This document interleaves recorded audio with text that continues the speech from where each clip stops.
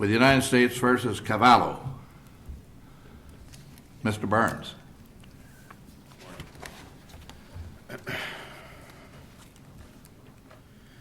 Good morning, Your Honors, and may it please the Court. I'm Thomas Burns, and I represent George Cavallo. Let's talk about juror misconduct, sufficiency of the evidence, and sentencing.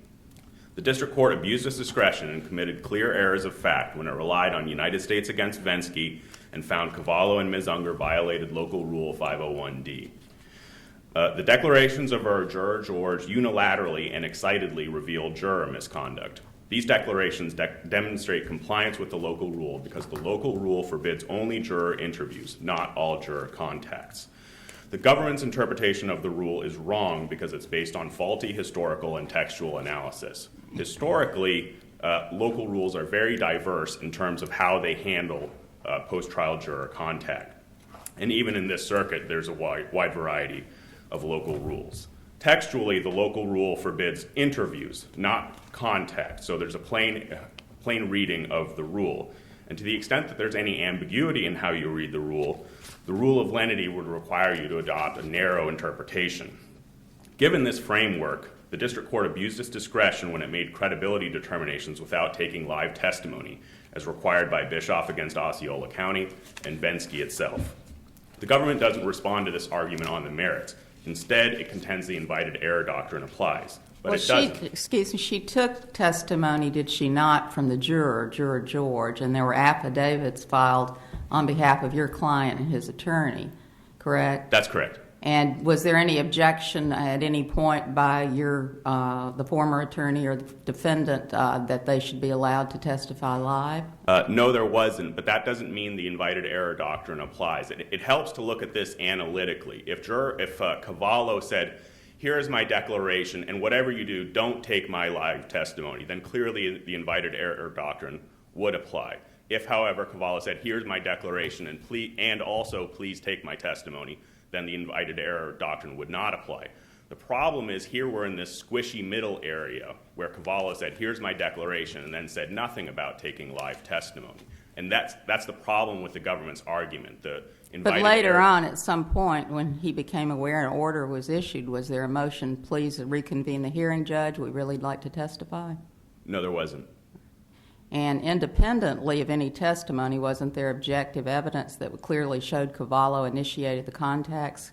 We've got Juror George's testimony, but we also have cell phone records, do we not, showing that he texted him initially? That's correct, but that's not a violation of the local rule. The local rule forbids only juror interviews, and sending a text is an interview. All the actions that Cavallo took, according to Cavallo, do not constitute an interview. He said he sent a text message, he received a call, he exchanged basically pleasantries with Juror George, and then Juror George suddenly, according to Cavallo, said, there was juror misconduct, and let me tell you all about it. And Cavallo is just a passive observer in this conversation, according to Cavallo. And that's not a violation of the local rule. Wasn't Cavallo sort of telling George that the government was giving him a hard time, the FBI was? That's according to Juror George's testimony, but not according to Cavallo. So that's where we've got this issue of fact and why the district court committed clear errors of fact when it adopted Juror George's What was the time interval between the jury's verdicts in this case and the sentencing hearing? I believe it was 4 months later. 4 months. George appeared at the day of sentencing. Yes. Does the record tell us why he did? It doesn't say why he did, but according to the interaction that he had with the judge said this is He had an interaction with Unger first. I beg your pardon? With Cavallo's lawyer first. I'm sorry, could you say that question? The prosecutor saw him talking. Oh, yes. The prosecutor saw Juror George with Unger and, I guess just with Unger, and then he raised a complaint to the district court. Do we know why he was there? We don't know why he was there, other than the district judge saying this isn't unusual for a juror to appear at sentencing, and there was that interaction between. Was there public notice that there'd be sentencing that day? How would a juror know that the sentencing is 4 months off? I don't know the answer to that question, Your Honor. How far away? Sorry. We do know that because at one of the he called the one of the judge's staff members, and we know that because the judge said that during the juror misconduct proceedings, when she was saying we didn't hear anything from Juror George, and then she was corrected by her staff member. Well, let's go to the substance of the juror misconduct. Do you believe that the juror misconduct was Juror George's misconduct? No, it wasn't Juror George's misconduct. Okay, so tell me we what believe it was Juror Patricia. Okay. And Juror Patricia allegedly accessed the internet during the deliberations. Okay. Allegedly. Yes. And what we know is that she may have known that another defendant who was not a related defendant but not a co-defendant was sentenced to 3 months home confinement or something of that Correct. nature. So that's the extrinsic evidence that came to the jury. That's it. Correct. Okay. And it's your position that that evidence before the jury is enough to overturn the jury verdict? Well, we need to know a little bit more about what it was, because we have this kind of vague email that says it. We didn't move for a new trial in the motion. We said we need to have an evidentiary hearing to find out what exactly happened. Okay. Well, George says that he thinks the juror looked it up, but that the juror never told him. Patricia, is that who you've identified anyway? I think that's right. I mean, I don't. I think Patricia might be her first name. Okay, I don't we'll call know. her Patricia. Yeah. So Patricia, he apparently did not infect the other jurors from George's testimony. So do you believe that alone, that Patricia may have looked up something on the internet about a defendant? Well, that's not according to what George Cavallo says. George Cavallo says that Juror George told him Juror Patricia accessed the internet, he thinks, and also may have shared that information with other jurors. Okay. So that's in the Cavallo declaration. Let's just assume that happened. Is that sufficient extrinsic evidence to overturn this jury verdict? Oh, absolutely. If the jury Okay. considered What authority- another punishment of another defendant, that's enough to get. Okay, and there's case law to that effect? Yeah, I think there is. Okay, can you give me the case? I don't have that handy. I mean, I would assume that was in the briefs, but you're Well, looking like it jurors wasn't in the briefs. frequently know what co-conspirators are sentenced to. Right. That happens every day. And wasn't this someone that had actually testified and cooperated with the government, so the juror would have been aware that that person would have been getting a reduced sentence anyway? They knew that he was getting a reduced sentence, but they didn't know what the sentence was. Was he a witness? And Yes. that's the information. He was that's a witness, not, wasn't he? I beg your pardon? The person was a witness. He was, yes. Yeah. A central witness, an Yeah, important and witness. what happened on cross-examination? I would assume on cross-examination, his cooperation with the government was... It was brought out, yes. Brought out in depth. Yes, that and he it was gonna discussed be- in closing arguments. He'd be treated lightly Correct. and had been sentenced before he testified. I don't know whether he was Well, then sentenced how before could he she was have learned that testified. he'd already been given time served while they're in deliberation if it hadn't been occurred? I'm not sure at the what the time he time... t- I'm sorry, I'm No, interrupting no, you. go ahead. I know the please. trial was 3 months. The trial... At some point, he was sentenced. Correct. Do we know when? I mean, we do know when, but I don't know when All it right. was relative to the verdict. So anyways, these credibility determinations led to clear errors of fact, and the test here is if you have a definite and firm conviction that the district court made an error. And here, this is really a smell test, so there's just some guideposts that you should consider. The Unger Declaration, you should consider that it was hamstrung by the attorney-client privilege, and the government doesn't dispute that. So that's why it was a short declaration, and You want to sort of wrap up your opening part. I lost track of the clock. I'm sorry. Go ahead. Well, there were... I want you to cover your points, but Okay, it'll take a few more minutes. Is that all right? Okay. Well, anyways, you need to consider these guideposts about the Unger Declaration was hamstrung by the attorney-client privilege. He wasn't previously disciplined. The Cavallo Declaration is a very there's painstaking detail that went into that document. It's not a back-of-the-napkin effort, and it has some contemporaneous documentary support. And then with Juror George's testimony, you've got to set the scene. He was subjected to a frightening inquiry He was visibly nervous. He was brought in that day before a magistrate. Wasn't read his rights, but he was kind of intimidated by this whole process. And in related circumstances, this court has said that a juror's denials of misconduct are insufficient because that's their natural inclination, and that's United States against Brantley and United States against Forrest. And then even if you find Cavallo violated Local Rule 501D, you've still got to consider whether the seal and gag order was an abuse of discretion. I'm sorry, I've gone over my time. Can I just keep going until you tell me? Just briefly cover your last point, then we'll give you a minute on rebuttal. That is my last point. Okay, I think we understand that point. Okay, then, all right. Thank you, Your Honor. Mr. Iglesias.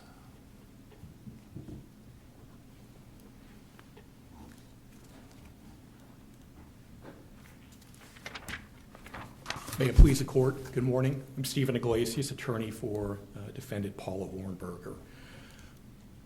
I want to distance myself from Mr. Cavallo with respect to the 5.01D violation. Ms. Hornberger was in prison in Seattle. She had no contact whatsoever with Juror George. Her attorney had withdrawn. And there's no allegation that she engaged in any subterfuge whatsoever.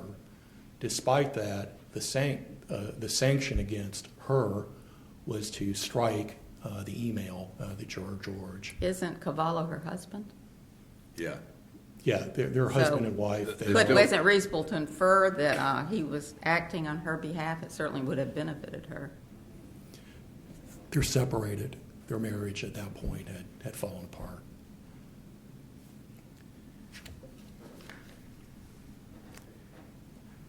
So there couldn't have been any misconduct whatsoever. There should have been an alternative sanction levied against trial counsel individually, and that alternative sanction is set forth in the order at docket entry 1118, page 13, footnote 8. The judge essentially stated that she may report the trial attorney to the Middle District Grievance Committee and report trial counsel to the Washington State Bar. That was the alternative. The sanction should not have been to strike the email. But if that becomes the rule and you've got multi-defendants with loads of money, high-stakes case, aren't you always going to have one defendant with one attorney that will take the fall and they will go through this process? The whole point of the sanction of the rule will be largely eviscerated by your argument, will it not? I don't believe so. I think the rule, there's a logistical component to this. Was there physical contact? There just wasn't. And there wasn't any discussion between the juror and the co-defendant and my client.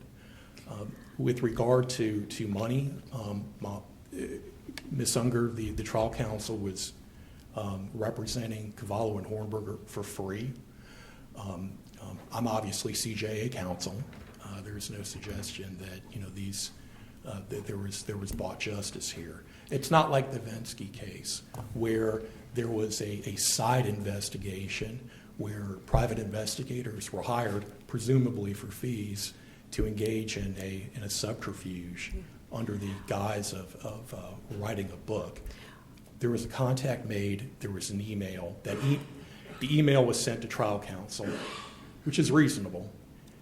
Trial counsel sent it to appellate counsel. At that point, we were handling a direct appeal. We weren't involved in juror misconduct. Yeah. Hey, can we go past that and get to what prejudice your client suffered as a result of a juror knowing that a witness, cooperating witness, received 3 months or time served? Well, I think that's a question for the investigation. If it depends on what Juror Patricia accessed. Juror Patricia was not interviewed. So we don't 100% know the nature of the extrinsic evidence. Your client has already served the year and a day, I take it. Yes, sir. So why would you want a new trial? I'm dead serious. What would a new trial get you? Judge, I brought that up with my client repeatedly. and I'm Okay. going to have to leave it at that. I understand. There was much. You're doing what your client would like. At some Okay. with a little bit of heartache, and I researched this issue going back to. We'll relieve you of their heartache right now. Yeah, I was reading law review articles back to 1973. Apparently, this has been going on for a long time. Yeah. So, I'm here for it. I think we have your case. Thank you, sir. Thank you, sir. Again, with respect to the timing and portal, unlike Vensky, where there was this long, drawn-out investigation, email was sent. Oh, counsel, we understand all the facts sir. about the email. I mean, did you want to talk about something other than this issue? I did. I'd like to talk about restitution. Yeah, take a minute or so and talk about the restitution. Yes, sir. The restitution set forth in the restitution order is simply the face value of the loans. There was no set-off provided for market value or property sale at all. Simply the face value of the loans carried over to the restitution But order. didn't the part of that was turned over to probation to give her credit for the sale of the property? Isn't that what's happening? That probation is keeping a running tally and? That's a great question, Judge. On the day of sentencing, we knew, the court knew that there were property sales. The PSI did provide set-off data, yet that information never carried over to the restitution order. On the day of sentencing, the court, there had been relief provided to the victims, ostensibly through foreclosure sales. But didn't she also make a comment, Judge Kovacevic, make a comment that she's to be given credit for the sale of properties and whatever's already been paid? It stated that in the order, and my question is, I don't know if probation's doing that or not. Why not? So what did she do wrong? Why not just state the true amount of restitution rather than Isn't the that, face isn't value? that a moving target? Well, it could be going forward, but on the day of sentencing, we knew the exact restitution amount. It was a number that was calculated. There was really no reason in the restitution order to put the full face value in the order when we knew set-offs existed. Now, going forward, is probation tracking future property sales and shifts in market value? I don't know. The probation officer will be assigned in Seattle. Part of the issue is that the banks, the lenders, the majority of which are now defunct, did not reply to inquiries from probation regarding loss. The FDIC did on behalf of Washington Mutual, BB&T did, but the other banks and financial institutions have been merged. We understand all that. How much money are we talking about? Whatever the stated restitution amount was versus what you think should have been set off. Are we talking about a lot of money? And I can tell you, I've started and abandoned so many spreadsheets trying to calculate this exact number. I can't even tell you. Well, I thought you said it was in the PSI that the judge could have just looked and said, "Oh, well, that's the right number." Well, when I try to create a document, I try to include more than just the restitution value. I try to tie it to properties, et cetera. I believe it's about $7 million. You said the judge committed error. I'm trying to figure out how did she commit error? What should she have done differently about the restitution? The restitution should have reflected an amount of money, including a set-off for foreclosure sales and market value. In other words, the probation officer or somebody should have investigated the exact dollar and cents amount by going to the sale. I think probation did its job. I think probation did the best it could. I think The reason probation. the guidelines are drawn differently is because that's not a possibility sometimes. The sentencing guidelines contemplate using the property tax rolls to calculate market value at a particular snapshot of time. Foreclosure sales are foreclosure sales. Those set-offs were available on the day of sentencing, and they should have carried over to the restitution. I think we have your point now. Yes, sir. Thank you. Thank you. Can I make one more point? Yes, quickly. Really quickly. For market, for situations where we're dealing with market value only and where the banks are defunct, the court needed to determine who the current lien holder and mortgagee is.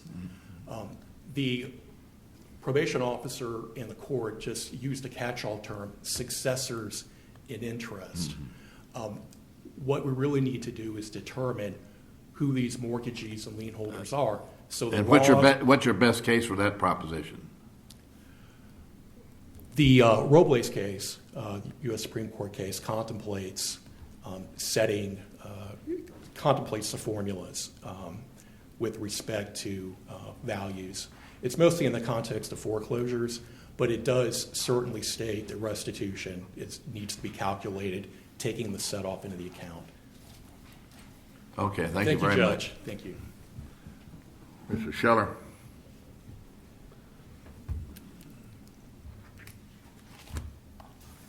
Good morning. May it please the court. My name is Fritz Scheller, and I represent Joel Strines. Today, although Mr. Strines' brief raises 3 issues of constitutional dimension, I would like to focus, or intend to focus, on the first issue, which concerns the deprivation of Mr. Strines' right to counsel under the Sixth Amendment. On the sidebar conferences. No, sir.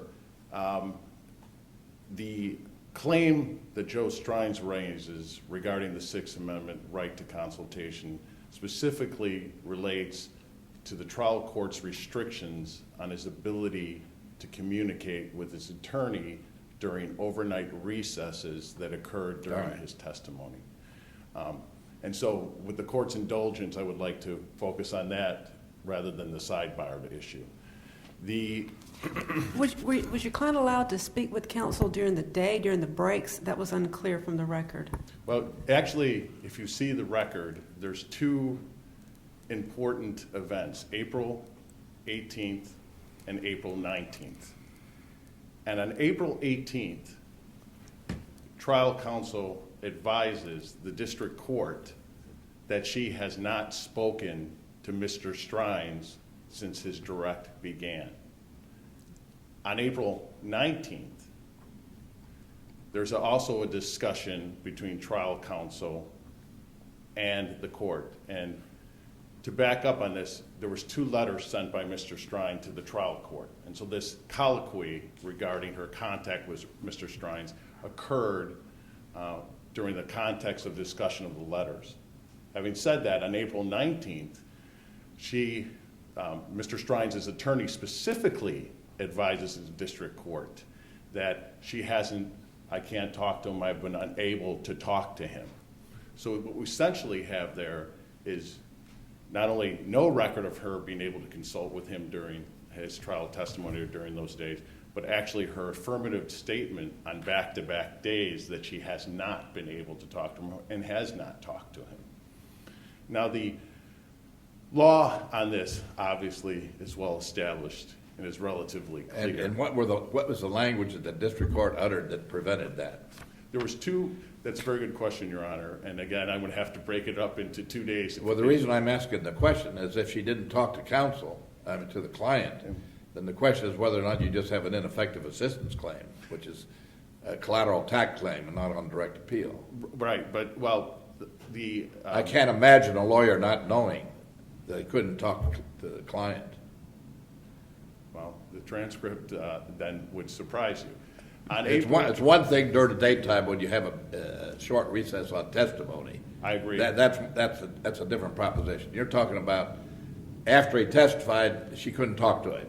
Well, what happens is, if I may go back and to answer, and I should have, your very first question is there was 2 essential restrictions that were put on the district court, and on Mr. Strines' ability to consult. The first one occurs at the end of the day on April 17th. And that is when she says to him, you can talk about your constitutional rights all you want, you can't talk about your testimony. Okay? The second day, April 18th, at the close of his testimony for that day, she says again, you can talk all you want about your constitutional rights, but you can't talk about the case. And nobody asked the judge what she meant. Well, they didn't have to, because if you look through the transcripts, she consistently on multiple occasions defined constitutional rights as a privilege against self-incrimination. And that was on April 16th. I'm sorry, sir, I didn't mean to No, interrupt. go ahead. Okay. If you recall, the events of this case, there was a kind of a remarkable event where agents and the U.S. attorney and the defense attorney went to Strine's home to retrieve documents and then take them away. That's kind of the preamble to this. But on that May 16th, he has done a proffer concerning these documents. And then again, at that point, she refers to him constitutional rights as the Fifth Amendment right against self-incrimination. She does it again. That's on May 15th. No, May 16th. May 15th was a Sunday. May 16th is, she had a very strange trial calendar. She had Friday off. It was May 16th was a You mean Monday. April or May? We've been talking about Talk April. about May. I said April. Did I say May? You said May just. That's what you've been talking about. In May, she talks about the privilege of self-incrimination. I deeply, deeply apologize. It's all April. Just strike May, it's all April, right? It's all April. They went out to his house, and she said something about what Yes. could happen out there. Yeah, just for the record, I'm embracing April very much right now. So April 16th is when they go out to the house. April 17th is when they come back and there's a discussion about the documents that are put into a box. April 17th is when his testimony begins, and then we have the first restriction on his right to consult with counsel. April 18th, again, you cannot. We understand that. We understand it. Yeah. And the lawyer never said anything to the judge about what you mean. Right, well, but Mr. Strine certainly articulated. Not him, I'm talking about counsel. The counsel Right. never approached the bench. Right. And asked the court, what do you mean? Right, but you know what, but if I could respond to that, I think the evidence establishes that her understanding is that she can't talk to him based Are you telling me it would have been a futile thing for the lawyer to ask the court, what do you mean? No, I'm not, what I'm saying It would is- not have been futile, or would have been? Okay, if I may respond to that? No, can you answer yes or no? Would it have been a futile thing for the lawyer to ask the court, what you mean? I want to do the following, what do you mean? That would have been futile? I would have to speculate what the court's reaction would that. No, you have to know that the court has ruled on this precise question the lawyer would have put to the judge several times, and that would have been futile because the court's going to adhere. But the lawyer never said to the judge, what do you mean about overnight? Well, but the problem with that, sir, is that there is interactions between the judge and the trial lawyer where she says, well. Does the lawyer ask the judge, yes or no, what do you mean? That is. The answer to that is no, isn't it? Yes, the answer Okay. to that is no, but if you let me. We'll give you another minute in your time. Well, tell us, the judge was put on notice, if not by the lawyer, by the defendant's two rather poignant letters. I'm struggling here, I'm sinking, I can't talk to my lawyer, what do I do? Tell us about the interaction that occurs after the defendant sends letters saying, what am I supposed to do? I'm on the stand, I can't talk to my lawyer. What happens then? And that was what I was going to, again, the Sixth Amendment right is. Tell us what happens. Yes, is the defendant's right. And so what he articulates, he sends the first letter on April 18th. Or he writes it on April 7th, the evening of it. And he says, basically complaining about his access to his documents and not being able to discuss essentially the issue with his attorney based on the court's restriction.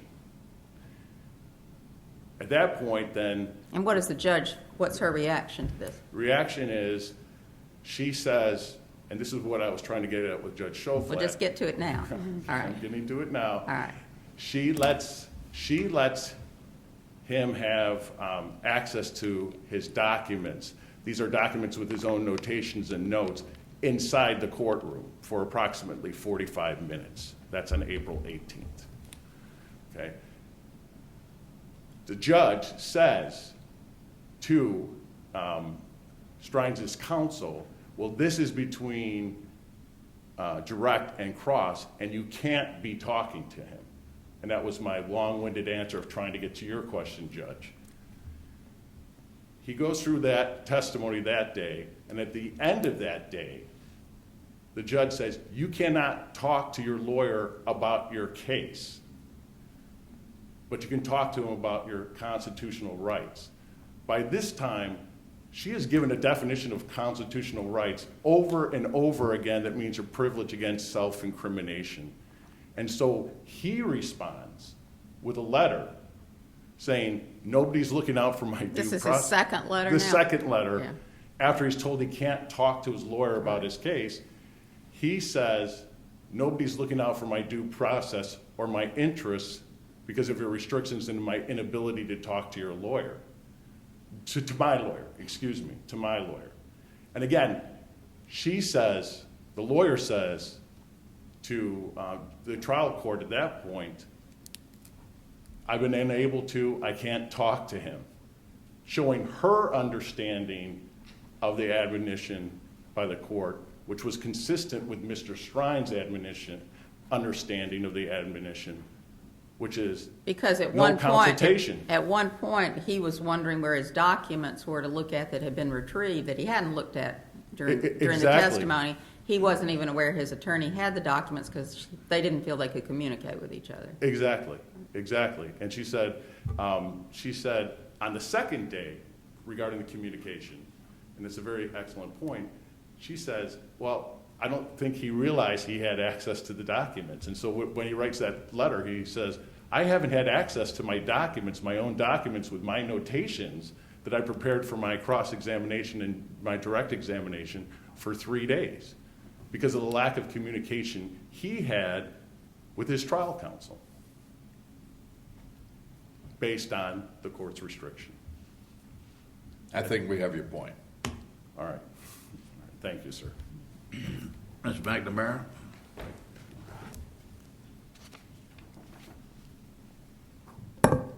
May it please the court.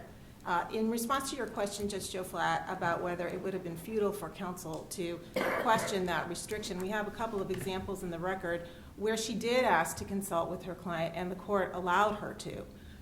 Specifically, when Strines had a question while he was reviewing his documents at the back of the courtroom, the court said, Mr. Strines has a question, Ms. Borghetti, go check with your client. Then when he was about to review the documents the second time, when he asked after the second letter, his counsel said, I know I'm not supposed to talk to him about it, but that specific document to which he references, I'd like to tell him this was attached to the proffer, and the court says, yes, go ahead, you may. And there were a couple other examples where she did specifically ask to speak to him, and she let him. So this was definitely not a blanket prohibition of contact between counsel and the defendant, and they knew it. How do you get around Jeters? Oh, well, what we know from those cases is that a blanket prohibition is never okay, except possibly during a short break. And some of these prohibitions were during short breaks. But we don't have a blanket prohibition here. Don't talk about your case, it's not a blanket. But you have to look at that in context. And the court had instructed all the witnesses that they couldn't discuss their testimony during the breaks. And that was her shorthand way of saying, you can't talk about your testimony. She said that several times. And beyond that, even if you think that it was a blanket prohibition, neither counsel nor Strines ever asked to be able to consult. Well, Mr. Strines did in 2 letters, didn't he? No, those letters were not about consulting with counsel. Those letters were about reviewing his documents. And Saying, I believe I'm at sea here all by myself. I need some help. You don't view that as he didn't say I need some help. The first letter specifically said, here's what he said, I respectfully request copies or release of the documents to me as soon as possible so I'm not disadvantaged any further by the lack of access to my documents. he was asking for the documents, and he got the documents. The court said, take as much time as you want, sit in the back, go through them. And it was while he was going through them, that he had some questions that he allowed his counsel to go back and talk to him, not about the document. I think it was just to retrieve a document that wasn't evidence. The second letter is a little less clear, but you have to remember that the court called Mr. Strines up and talked to him about what he meant by his letter. And never did he say, I need to go over these things with my counsel. I need to talk to my counsel. What he was complaining about the whole time was that he didn't have his documents. I need my documents. I need to review my documents. You took my documents. I haven't had my documents for 3 days. He wasn't saying... Well, isn't it fairly obvious if you've got a defendant on the stand and suddenly this is new material? This is not material he had been directly examined on. New material, the agents have gone to his house, they've picked up things, he doesn't know what they've picked up. And isn't this a scenario that while normally one doesn't speak to a witness in the middle of testimony, this is new material that perhaps it would have been prudent for the attorney to be able to talk with the client about what's about to befall him?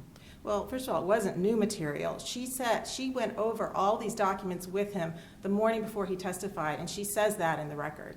When they brought the documents to the courtroom to see what was Rule 16 discovery, the next morning before he testified, they came in at 9 a.m. and she went over all these documents with him. And even if you would expect a lawyer to want to continue to go over these things with him, and of course these were his documents that came out of his house, but if you would expect the lawyer to go over them, she never asked to, he never asked to. What he asked for is, I need to review my documents. You're keeping my documents from me. I don't have my documents. He wasn't saying, I need to talk to my lawyer about my documents. And even if he had, the court can reasonably restrict coaching. And once the defendant is on the stand, he's just like any other witness. So it would have been even reasonable for the court to say, you can't discuss your testimony with your lawyer, you're on the stand at this point. But Jeters says when you're talking about something as extensive as overnight recesses, and we have 2 of those here, that the fear that a lawyer may coach is overridden by the notion that you cannot restrict access to counsel, and there are ethical sanctions that can be imposed, or through cross-examination you can expose that. But primary and paramount is the ability to consult with counsel in overnight recesses. And I think Jeter stands for the proposition that you can't have a blanket prohibition on overnight contact. Do you think anybody has any layperson would have any idea of what the judge was talking about when she says you can't talk about your case, you can talk about your constitutional rights? What would that mean to a layperson? Well, he's not just a layperson. He'd been a police officer for 10 years, so he did have some experience in the legal process. So he's not just a layperson. What are you going to talk about? Developments in the 8th Amendment? What would he be talking about if Well, not his for case? one thing, he was complaining about, I'm being denied my right to due process. That's what he said. I mean, he knew enough to complain about his right to due process with respect to these documents. But even if, Judge, you view that as a blanket prohibition, and even if he would have viewed it as that way, Crutchfield says there has to be some indication in the record that counsel and the defendant want to confer, and that's just not here. Because all he was asking for throughout his testimony was access to his documents, which he got twice. The judge offered to recess for the day to give him as much time as he needed. And also, you need to remember that he was the last witness in the trial, aside from one rebuttal witness. And after he testified, his counsel was given time to consult with him about whether she should rest. So what would they have been able to consult about except whether to put on more witnesses? And she was given time to consult with him about that after he testified. So even if you view this as a blanket prohibition, which it clearly wasn't, because they did consult about some things, when she asked, Crutchfield says this is not a Sixth Amendment violation. Now, if there are not any other questions about what happened there, I'd like to talk a minute about the... I want to know what the yes. prosecutor said, if anything, to the court about all of this. Nothing. No one asked any questions. No one objected. No one said, Judge, what are you talking about here? She can talk to the lawyer. No one brought up any objection about this. I mean, this just... and as I said, this was a 3-month trial. With every single witness, the judge said, Mr. Witness, you know Well, you that's can't just hornbook because the rule was invoked. Because everybody understood what she was talking about. But the constitutional rights language was bizarre. That's why I asked you. Well, That's why I asked the counsel, If I had been the lawyer, I'd been saying, Judge, what in the world do you mean by that? Exactly. Yeah. But they didn't. I mean, Oh, I because understand. everybody, I think, understood what she was talking about. Now, whether the defendant understood or not, I don't know. But if he didn't, he had an obligation to question it if he wanted to consult and if he thought this was not right. Well, And you would think, and the prosecutor, and of course Jeter's an old case, people don't think about it much, but you'd think the prosecutor focusing on Jeter's might say, oops, got a problem here, overnight recess, I better clarify to protect my record. Nothing like that happened. Nothing like that happened. I mean, it would have been nice if somebody had said that, but they were not expressing any desire to talk. So I don't think I don't think that any red light went off for anybody that this is a Did the problem. prosecutor have access to these letters that the defendant was writing, saying, I don't know if I can talk to my counsel or not, nobody's protected my constitutional rights here? Did the prosecutor know those were happening? Well, they were brought out in court. I Okay. mean, yeah, the judge, in fact, his counsel said, Judge, Mr. Shines has a letter I want you to present. So obviously she talked to him about the fact that he had a letter. Now, I don't think she talked to him about what was in the letter, but she's the one that presented the letters to the court, and the judge read the letters aloud. And when she read the letters aloud, that's when she addressed, what do you want, Mr. Shines? What do you want me to do? And he didn't say, I want to talk to my lawyer. He said, I want my documents. You have my documents. And the court said, we don't have your documents. Your lawyers had your documents. And incidentally, the documents had been in the courtroom the whole time in a box by counsel table. He could review them before. He didn't know that because he couldn't talk to his lawyer who had them. Well, his lawyer said she went over the documents with them. I think he knew they were there. He went over them with her the morning before he testified. His counsel said that on the record. Now, and even if he didn't know that, the court gave him as much time as he wanted. Did not restrict. He said he gave him 45 minutes. That's what he wanted. That's all he asked. That's all he wanted. The court said, is he ready? And his counsel said, yeah, he's ready. So there was no restriction on his ability to look at those documents. Any other questions about that? I just wanted to talk a minute about the juror misconduct issue, because I think it's very important to remember that what happened here was Judge Cavallo, upon receiving these allegations, went straight to the source of the allegation, the person who was in the jury room, and that was Juror George.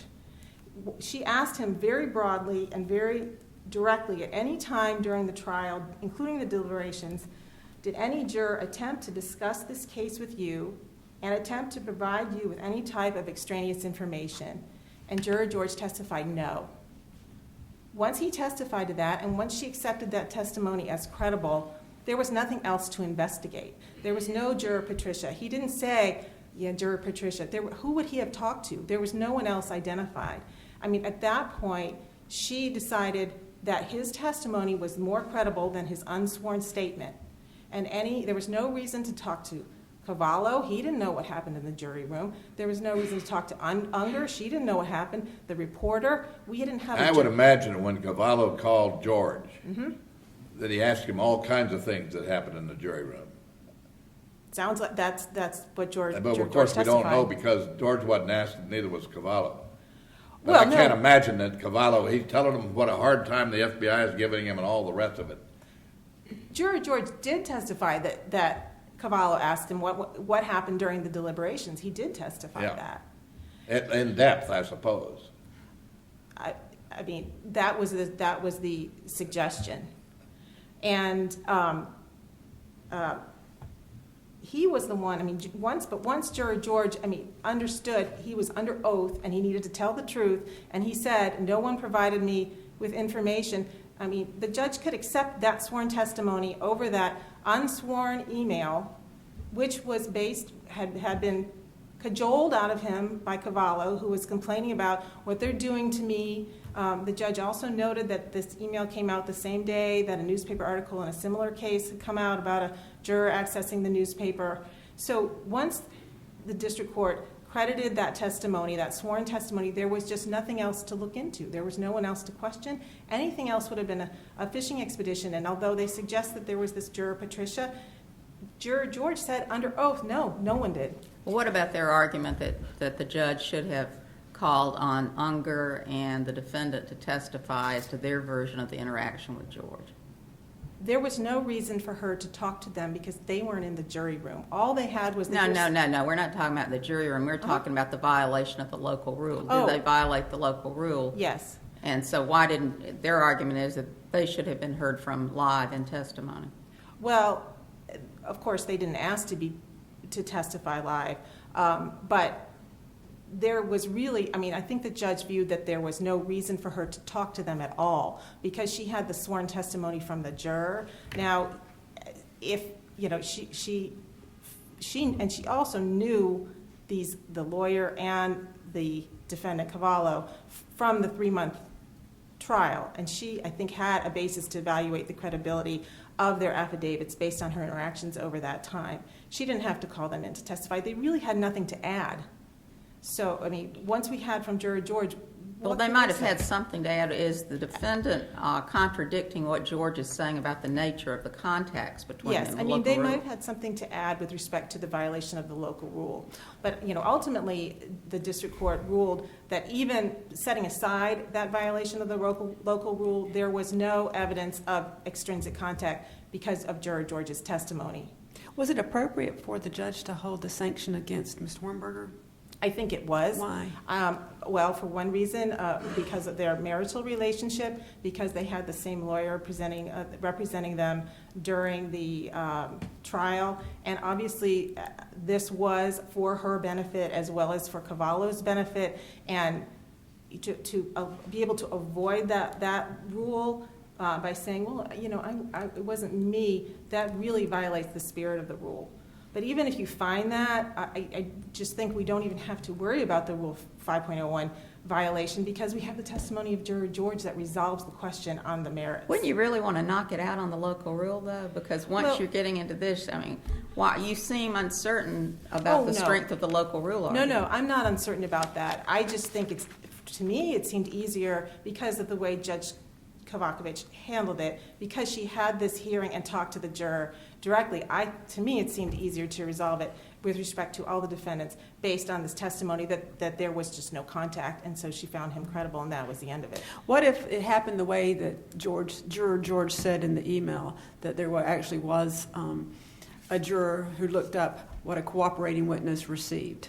Well, of course, then we get into the harmlessness. And an answer to Judge Hochflat's earlier question, this witness testified in March, and, well, we don't know who it is. We don't know who this other, and my time has expired, if I could just finish responding to this question. We don't know who this other defendant was, because Juror George, of course, said this didn't happen. But the speculation was that it was Craig Whitehead, and he testified in March and was sentenced after he testified, like a week or so after he testified. But part of their defense was, these people are all testifying to get a break on their sentences. That was part of the questioning, and it was part of the closing argument. So they already knew this. They knew that that was the reason why he was testifying, and they questioned his credibility on that basis. So it's just as the district court found, even if that happened, just as George said in the email, then the exposure was harmless. Thank you very much.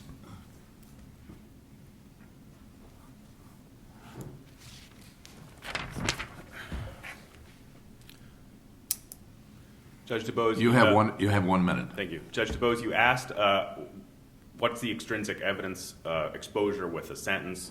My authority for that, the authority that I cited was United States against Martinez. It's an 11th Circuit case. Says that when the jury became exposed to information that the defendant was subjected to a 160-year sentence, that was extrinsic exposure, and they actually reversed the conviction. Counsel for Strines also cited for the same proposition, Shannon against United States. That's a Supreme Court decision. Judge Choflat, you asked about when the sentencing of Craig Whitehead was, and that's March 26, 2012, so that's before before the case was argued to the jury. Counsel for the government argues that the answers that Juror George gave at that hearing contradicted the email. That's not quite right, not quite right. It's not right. his testimony, Judge Kovacevic never asked the question at the heart of this case, which was whether another juror accessed or was exposed to extrinsic information. His testimony and his email are just going in different directions. Thank you, Your Honors. Thank you.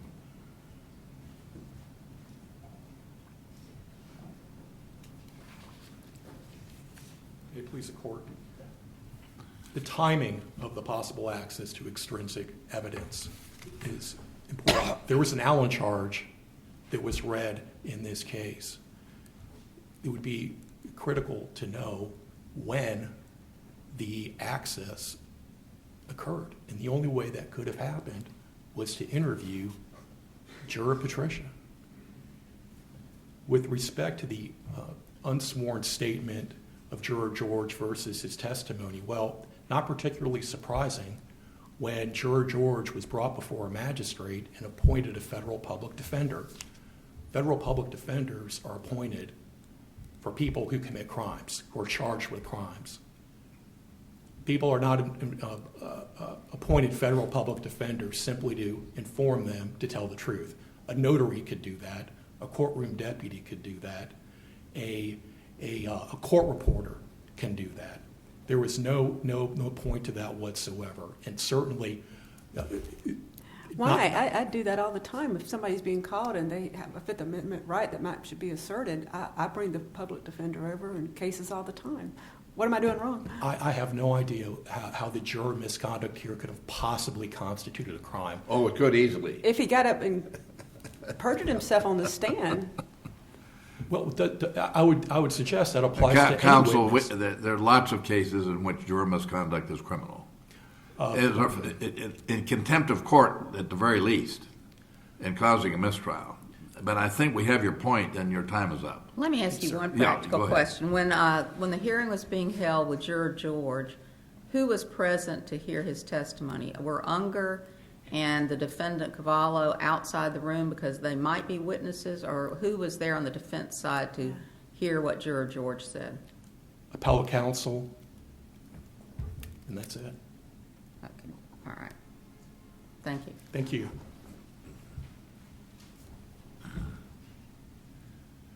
In my 2 minutes, I'll just try to hit some main points. Judge Schoflat, your question to me about the futility of asking the judge what she meant, I would draw the court's attention to... Well, my observation is it was a comedy of errors. Judge Kovacevic used some language that should not have, that was ambiguous. Yes. And You had the lawyers there, you had a prosecutor, and everybody could have straightened this out in a New York minute, and nobody did anything. I respectfully disagree. Or we'd have the answer in the record. Yes, because docket number 11. I mean, we know about all the documents. All I'm saying is we would have an answer that is extremely clear in the record before the recess occurred that night. What you would have had is, she would have said, when I'm talking about constitutional rights, I mean his Fifth Amendment privilege against self-incrimination. That's what you... No, I'm talking about what could have transpired during the evening would have been extremely clear. Well, then I misunderstood. If the prosecutor had said, Judge, I think you need to clarify what you said, or if Unger had said that, or any other lawyer had said that, who represented defendants, it would have been clear. But what was clear is she said... We know what was said. Okay. It's in the record. Okay. What record were you trying to direct us to? What did you want us to see? Regarding the issue of constitutional rights, and that's what she said she could talk to, 1182 and 1183 have multiple examples at 16 through 18, 46, 49, 28 were constitutional. But none of that had anything to do with what could be said that night, is the point I'm making. I understand. She could have talked about the Constitution till the cows came home. Before that, Yeah. what could take place between counsel and his client that evening wasn't in the record clearly. And a lot of people could have asked questions, not the client, but the lawyers, but they didn't. Right. Okay. And I just leave it at that. okay, then That's not for you or against you. That's what is. I know, and What about I appreciate that. the sir. government's argument that, well, before it all started, the judge let her go over all the documents. So these questions that he might have had about documents, he had already had an opportunity to go over all the documents. Well, now we're getting into a harmless error analysis, and Judge Schoflat, I think, has probably the best analysis in his concurrence in Crutchfield on that, and I would draw your attentions to footnotes 11 and 12, why a harmless error analysis is not workable. I mean, if you think about the government's argument, we have, as Perry versus Leak noted, a defendant's unrestricted access to his counsel during is controlling in the context of an overnight recess. And there can be many things you talk about, trial strategy. Counsel, your time is waning, but we understand all that. We're not arguing against you. I didn't say you The were. lawyer has certain rights with his client overnight. Right. And there is a risk of coaching, but that weighs a little bit in the scale, that's all. Yes. So we understand that, and that could have been cleared up. Yes. That's the end of the story. Yes.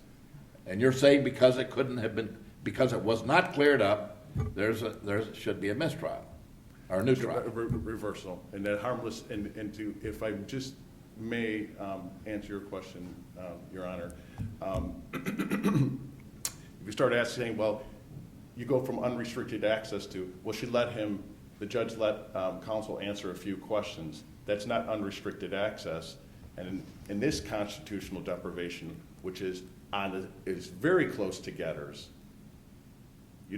prejudice is presumed, and Judge Schoflat noted in his concurrence in Crutchfield, in those situations, it's an easy call. This is an easy call in this case. Thank you. Thank you. Thank you.